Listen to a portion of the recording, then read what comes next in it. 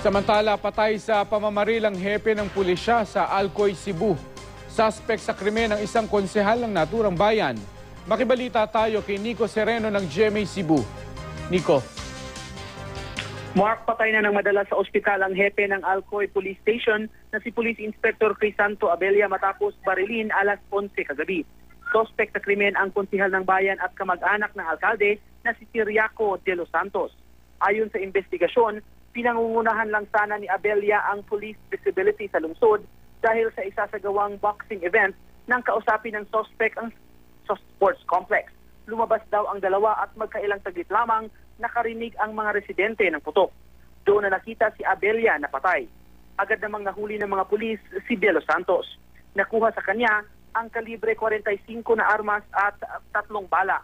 Ayon sa pulisya, posibleng hindi nagkaunawaan ang dalawa at nauwi sa pamamaril. Paniwala naman ng alkalde, posibleng sinita ng kanyang pinsan na si Abella ang hepe dahil nakainom ito habang umiikot sa sports complex. Itinanggi naman ni De Los Santos na siya ang bumaril kay Abella dahil malapit daw niya itong kaibigan. Patuloy pa rin ang investigasyon sa insidente. Yan ang latest mula dito sa Cebu. Nico Sereno, Nagbabalita, Pilipinas.